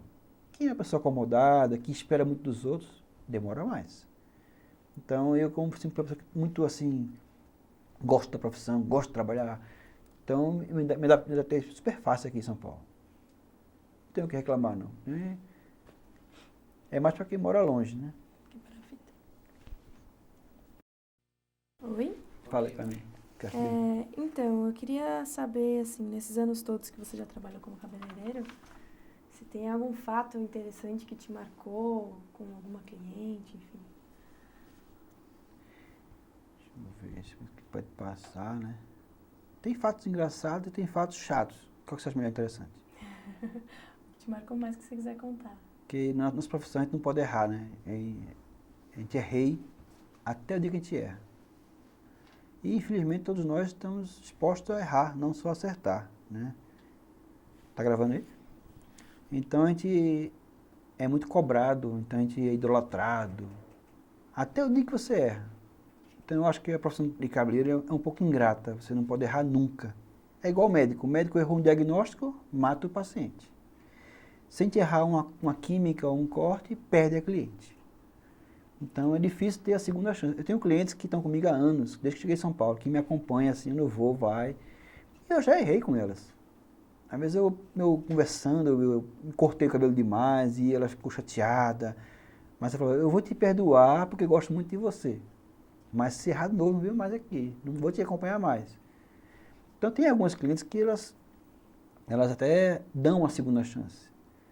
Porque não somos perfeitos. Tem dias que eu estou mais inspirado, tem dias que eu estou cansado, chateado. Então eu procuro dizer que eu procuro entrar no meu salão, deixo os problemas, tirar assim, a mochila assim, na rua.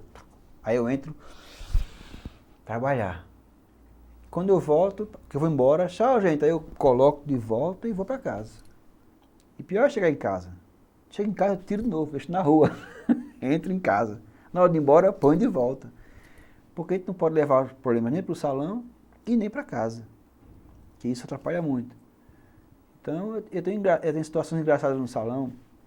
Tem uma engraçada, tinha uma cliente que ela ia chegar no salão que ela mal falava com ninguém. Isso em Recife, né? Ela mal dava bom dia, mas ela chegava assim, eu marquei que fulano, ela chegou, aí eu falei, tá chegando já. Aí, desculpa, ela ficava sentada aguardando a cliente. Chegava a manicure, aí chegava a manicure, ela fazia a unha, tudinho. Pagava, não dava uma palavra no salão. O tempo todo. E quando apareceu o celular, que ela ficava no celular direto, ela falando com o trabalho, falando com a família. A gente não existia para ela. Aquele tipo de pessoa que acha que se morrer, vai virar cinza, né? Não vai nem apodrecer, porque tem nojo do corpo, né? Porque a gente tem que ter assim, né? Que se pensa de um jeito que se eu morrer, eu digo que quero ser cremado, para não apodrecer. Então eu ficava pensando, poxa, isso pode ser assim, né? Mas todos nós somos diferentes, ninguém é igual a ninguém, né? E eu ficava olhando, né? Teve um dia que ela chegou lá, marcou cabelo e unha. E ela fazia com o cabeleireiro dela. Porque eu tinha salão grande, tinha vários cabeleireiros, né?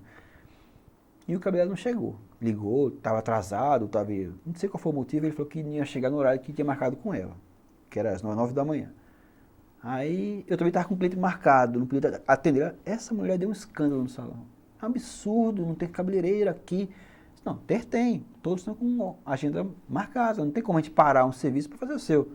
E ela fez um bafafá na hora de pagar, que ela falou que nunca mais ia lá, que não sei o quê. E foi muito chato, né? Porque a gente, por mais que a cliente sempre tem razão, a gente tem que aprender também a colocar ela no lugar dela. Por mais que eu falasse com educação, e ela aumentava a voz mais ainda, eu falei, calma. E ela gritava, e não sei qual foi o problema dela, que acho que ela descarregou na gente, né? Conclusão, ela abriu a porta e saiu quebrando tudo, derrubando tudo, né? Aí quando o cabeleireiro chegou, eu chamei ele para conversar, ligue para ela, conversa com ela, né? Para ver por que ela fez isso? Ninguém mal fala com ela aqui no salão, né? Ela está com algum problema sério, né? E ele ligou para ela e pediu desculpa, argumentou. E mesmo assim ela ficou um mês sem ir lá no salão. Aí depois de um mês ela volta pro salão de novo e não pede desculpa. Marcou lá unha e cabelo com um cara que nunca falou comigo, né?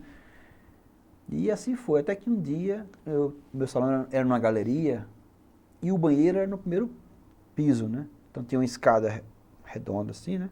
Uma caracol, e ia no banheiro. E lá em cima tinha uma sala de estoque e meu escritório, onde eu ficava lá organizando as finanças.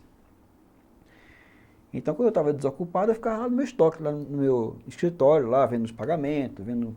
Aí tem uma parte que tinha um DVD, eu ficava vendo filme, ou vendo DVD de corte, vendo que tinha... Muitas vezes quando eu vinha para São Paulo, eu mandava a fita para lá, de DVD, de VHF, né? VHS. E eu ficava vendo ali, estudando corte, estudando cores, né? Aí, quando foi um dia, eu saí da minha sala e fui ao banheiro. Aí eu vi que ele estava ocupado. Fiquei lá esperando, né? Deve ser alguém no salão, na menina. Daqui a pouco, quem me sai do banheiro? A cliente.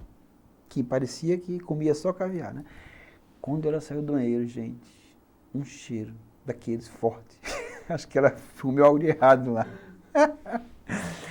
Aí ela desceu, ela olhou pra minha cara assim, tudo bem, Fernando? Tudo bem, uma senhora. Aí ela, tudo bem, ela passou, desceu a escada morta de vergonha. Então, isso que eu digo, gente, são pessoas igual a gente. Come o que a gente come, faz o que a gente faz. E fica achando que só come coisas, né, que isso é cheiroso, né? E infelizmente ela é igual a todo mundo. E foi uma gozação nesse dia que ela ficou morta de vergonha. Claro, a pessoa que faz a coisa sabe, né? Ela desceu com vergonha, pagou, foi embora. Aí comecei, como é que pode, né? A pessoa desse jeito, né? Foi muito engraçado na época isso. Então foi isso aí, situações de salão a gente passa muito. Aí teve um dia que eu trabalhava em Recife, no salão, aí eu tinha uma cliente que trabalhava na Globo, né? Aí ela falou, Fernando, vai ter uma matéria sobre o dia do cabeleireiro. Você quer fazer? Aí eu falei, como é a matéria? Ah, você vai falar da profissão de cabeleireiro. Ah, eu quero, vamos lá. E daqui a pouco chegou lá, estava eu e meu irmão trabalhando junto nessa época, né? Aí ela perguntou, como é que é ser cabeleireiro, ser profissional? Ah, é ótimo, a gente trabalha e a gente muda as pessoas, transforma, a gente trabalha com a autoestima das pessoas. Ah, que legal. E ela perguntando, né? E você, Paulo, meu irmão, né? Você gosta da sua profissão? Ah, eu adoro, aprendi com meu irmão. E a gente trabalha junto há mais de 3 anos, não sei o que. Você dá bem com ele? Eu dou super bem com ele. E como é que é esse preconceito? Ah, não tem problema, nós somos casados. E ficou no ar, como era uma matéria que ia ser veiculada no jornal local, todo mundo viu na hora do almoço que a gente era casado. Eu entendi que a gente era casado. É uma gozação isso aí. Então todo mundo riu, tirou onda. Eu falei, como é que você pode? Porque é normal, ainda mais em TV, não tem como voltar. É gravado, pá, gravou, não tem como voltar e repetir a pergunta. Mas foi muito interessante na época isso. As matérias que a gente fazia. Eu fiz muita matéria na TV. Teve uma também sobre o erro de salão, né? Porque muitas vezes a pessoa erra o corte. A matéria era assim, o que fazer quando errar o corte de cabelo?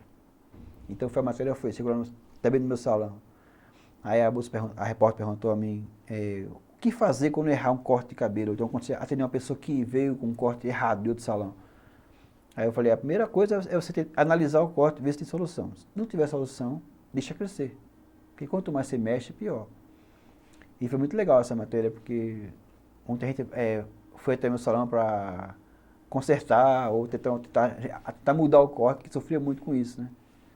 Porque depois que erra, não tem mais jeito. Não é igual a química. A química, se fica muito claro, a gente escurece. Se fica muito escuro, a gente clareia. Agora, se corta muito, chora eu e você. Não tem mais jeito. Então, é isso aí. E tem mais alguma coisa da tua trajetória toda que você lembrou agora, que queira contar, que a gente não cobriu?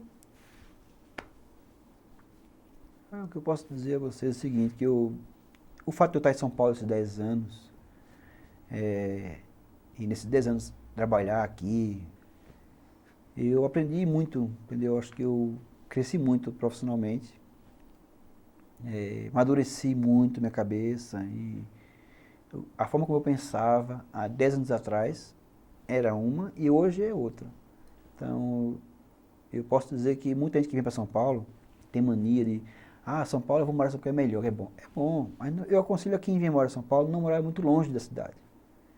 Não morar muito longe do trabalho, porque o que prejudica a pessoa, o humor da pessoa, é o fato de morar muito longe. É horas no ônibus, horas no metrô, horas de trem. Isso é um desgaste muito grande. E eu tive muita sorte em morar, ter um apoio da família, tem uma madrinha que mora aqui, minha tia Eliane. Tem meu tio, o esposo dela, o Hércules, que me deu muita força, ajudou muito a gente. Então, eu sempre morei num bairro bom, no Paraíso, né? Perto da Vila Mariana. Então, eu não sofri muito. Para quem vem para cá, que quer morar distante, morar perto, longe do trabalho, isso é uma coisa que acarreta muita coisa. O humor das pessoas muda muito. Isso de manhã. Por que ocorre tanto mau humor mesmo? Porque trabalho, trânsito. Aí quando você vai para casa, há outro problema, voltar para casa. É outro mau humor. Então eu acho que eu cresci muito. Hoje eu falo, eu moro distante, estou morando longe, mas eu estou com outra cabeça, já estou já preparado para me adaptar, aceitar tudo. Entendeu? Então o que eu posso dizer em termos disso aí, na profissão nossa aqui de salão em São Paulo é excelente. O ambiente é muito bom. A gente cresce muito profissionalmente aqui em São Paulo. Não é obrigado a pessoa ir para fora. E quem mora no Nordeste, o maior sonho é morar em São Paulo. Quem mora em São Paulo, o maior sonho é morar fora de São Paulo, né? Acontece em todos os segmentos, né? Quem estuda, né? Então, eu posso dizer que eu sou muito feliz nessa cidade, que me acolheu, entendeu? Que me ofereceu tudo e até hoje me oferece. Eu estou feliz profissionalmente, estou feliz a parte pessoal também. Eu vou ser pai de novo, tenho uma filha a caminho, uma menininha. Isso é coisa que me deixa muito feliz. Tenho uma filha em Recife que eu amo muito, que é a Fernanda, que é minha primeira filha. Tem minha enteada, que também que é uma filha de 5 anos, que é a Tiffany. E minha esposa, que é atual, que é a Alessandra. Então, eu acho que é a minha base em tudo, entendeu? Então é isso, acho que a vida nossa é isso aí. Então, a gente contar um pouco da nossa história, do que a gente passa, do que a gente vive, né? Isso nos engrandece muito. Tem uma pergunta, Lê. Então, Fernanda, para a gente encerrar, eu queria, já que você está, inclusive, fazendo essa reflexão, eu queria saber quais são seus sonhos. Meus sonhos, né? Atualmente, meu sonho é ter saúde, trabalhar e acompanhar o crescimento das minhas filhas, poder levá-las ao altar, isso é uma coisa que todo pai quer, né? Meu maior sonho é ter saúde para levá-las ao altar, porque a gente vive uma vida muito louca aqui, né? A gente corre muito, então a gente às vezes passa muitas situações, né? No trânsito, pelo fato de eu morar muito distante, às vezes me aborreço no trânsito, eu tenho que ter muita paz de espírito para aguentar até lá. E meu sonho maior é poder dar o melhor para minha família, poder construir uma vida saudável. Eu sei que rico é complicado, né? É tudo sorte na vida. Eu tenho muita sorte, mas eu acho que tem que ter muita sorte. A sorte é elevada. Mas se eu der uma boa vida à minha família, esse é um sonho que todo homem tem, em dar o melhor aos filhos, né? Que a gente trabalha para isso mesmo, para a família. E no futuro me aposentar e voltar para o Nordeste, né, que é a minha cidade, voltar para Maceió, perto da minha família, aquele clima maravilhoso, que eu vou todo ano para lá, para Recife, Maceió, de férias. Muito quando eu encontro clientes lá, Fernando, você volta quando? Eu falei, rapaz, está difícil. Porque eu gosto muito daqui, mas ainda não me vejo morando aqui em Recife, eu falo para eles, né. Porque eu gosto de São Paulo, eu gosto dessa loucura, dessa adrenalina, dessa correria, isso para mim é ótimo, eu não tenho nada contra isso. Porque eu sou uma pessoa bem acelerada, eu falo rápido, eu trabalho rápido, tudo meu também é na rapidez, então eu me dou super bem nesse ritmo. Não é o caso, se eu voltasse para Recife, eu ia ter que me adaptar àquele ritmo. Eu tenho uma filha que estuda lá, eu tenho que ligar para o colégio para perguntar sobre livro, alguma coisa, a moça me deixa esperando. Estou ligando de São Paulo. Não é assim, pá, não. Um momentinho só, vou transferir o senhor. E eu falei, estou ligando de São Paulo, dá uma pressinha? Não, claro. Aí vem uma pessoa, me passa para outra. E muitas vezes eu não resolvo. Aqui em São Paulo, tudo é para ontem, em todos os segmentos, né? Tudo é resolvido para ontem. Então eu adoro São Paulo nesse sentido. E como foi para você rever sua trajetória e contar essa história hoje? Foi muito interessante. Eu acho que eu teve um primeiro contato, né, no próprio salão que eu trabalho e atendi uma cliente. A gente conversando e ela falou do Museu da Pessoa e eu achei interessante. Eu falei, poxa, mas que legal. E ela falou, cara, a sua história dá certo lá. Acho que muitos vão querer conhecer a sua história, um pouco da sua história, sua vivência de vida. E eu falei, legal. E eu vim, entendeu? Eu achei interessante também a forma como é feito, né? E catalogado, como as pessoas vão pesquisar, vão descobrir. E eu espero poder ajudar de alguma forma, né? Contar um pouquinho da minha vida. Eu sei que não, eu acho que tem pessoas que têm uma história mais interessante, mas um pouquinho que a gente escuta ali e aqui, isso é soma na vida da gente. Entendeu? Eu acho que tudo é válido. Eu que vou a cursos, muitas vezes eu vejo a mesma coisa, fico lá sentado, vendo o mesmo que eu já sei fazer, mas às vezes tem uma coisinha, um movimento que o cara faz na tesoura, no pente, que eu não faço. Então eu acho que na vida é assim, é feito ler um livro. Você lê um livro, às vezes nada a ver com a sua história de vida, mas tem uma coisa no livro que mexe com você, com o teu eu. Então eu espero, pelo pouco que eu falei aqui, tenha ajudado alguém, tenha dado força a alguém, entendeu? Mostrar que a vida é isso mesmo. É vida de preconceitos que a gente tem que superar todos. Em todos na vida, não só na vida pessoal, na vida profissional. E ser fiel ao amigo, ser uma pessoa boa de coração, ter paz no coração, entendeu? Ajudar as pessoas, porque você ajuda, você lá na frente também vai ser ajudado. Então é isso aí. Muito obrigada, então, por ter contado essa história pra gente. Foi um prazer.